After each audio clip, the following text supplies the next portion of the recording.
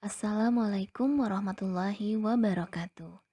Bagaimana kabarnya Ananda yang soleh dan soleha? Alhamdulillah, semoga kita semua selalu diberi kesehatan dan semangat untuk belajar meskipun belajarnya dari rumah.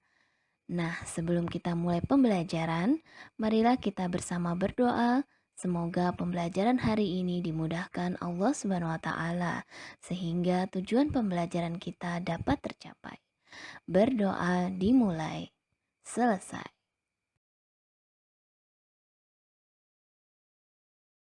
Hari ini kita akan belajar tema 5, pahlawanku, subtema 2, pahlawanku kebanggaanku, pembelajaran 3. Tujuan pembelajaran hari ini, yang pertama, kalian dapat mengetahui pemanfaatan sifat-sifat cahaya pada alat optik. Kedua, kalian dapat mengetahui latar belakang dan perjuangan dari Sultan Agung Mataram.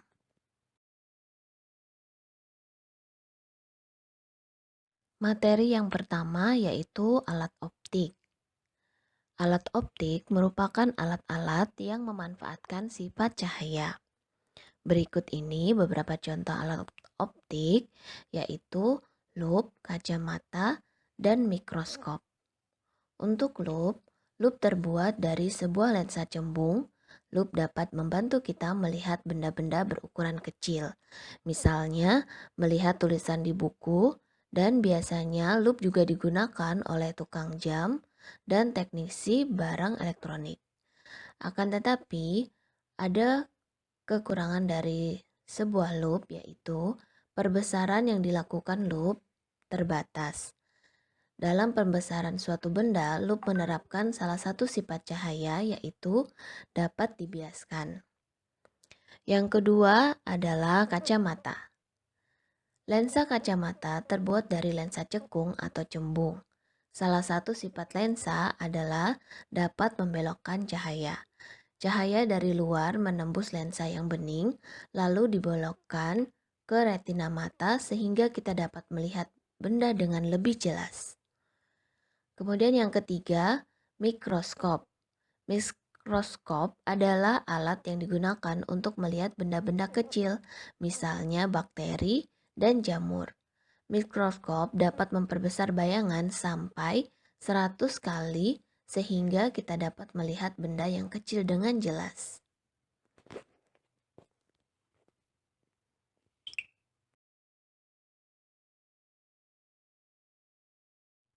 Materi selanjutnya yaitu kita akan mempelajari latar belakang dan perjuangan dari Sultan Agung Mataram.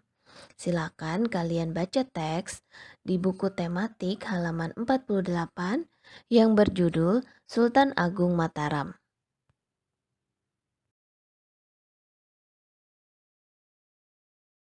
Setelah kalian membaca teks yang berjudul Sultan Agung Mataram, informasi yang sudah kalian ketahui tentang Sultan Agung Mataram yaitu Sultan Agung Mataram atau Prabu Pandita Hanyokrokusumo adalah salah satu raja terkenal yang hidup di masa penyebaran agama Islam. Ia adalah Raja Mataram yang memerintah di tahun 1613 sampai 1645.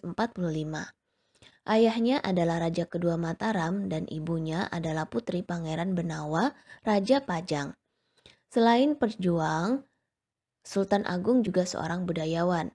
Beliau mengombinasikan kalender Hijriyah yang dipakai di pesisir utara dengan kalender Saka yang masih dipakai di pedalaman. Nah, informasi lanjut tentang Sultan Agung Mataram yaitu Sultan Agung Mataram atau disebut juga Sultan Agung Adi Prabu Pandita Hanyokrokusumo dilahirkan di Kota Gede, Kesultanan Mataram pada tahun 1593.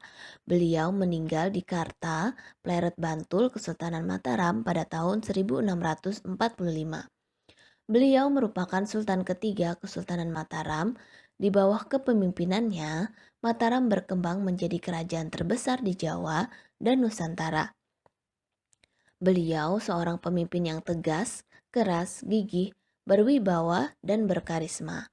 Nah, atas jasa-jasanya sebagai pejuang dan budayawan, Sultan Agung ditetapkan menjadi pahlawan nasional Indonesia.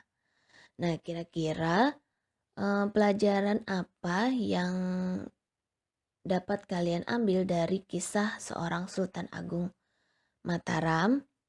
Ya, yang dapat kita teladani yaitu semangatnya yang tidak pernah padam. Jadi, walaupun penjajah tidak langsung pergi setelah perjuangan beliau, namun pada akhirnya bangsa Indonesia dapat membebaskan diri dari penjajahan dan menyatakan kemerdekaannya. Nah, hal ini tidak lepas dari usaha dan doa orang-orang terdahulu. Oleh karena itu, dalam surah Al-Insyirah ayat 5 dan 6, kita diajarkan bahwa karena setelah ada kesulitan akan selalu ada kemudahan. Nah, sesuai dalam Quran surah Al-Insyirah tersebut, yang artinya karena sesungguhnya sesudah kesulitan itu ada kemudahan, sesungguhnya sesudah kesulitan itu ada kemudahan. Nah, sehingga sikap kepahlawanan dari Sultan Agung yang dapat kalian terapkan yaitu untuk mewujudkan cita-cita kalian, yaitu selalu berusaha dengan keras dan tidak lupa diiringi dengan doa.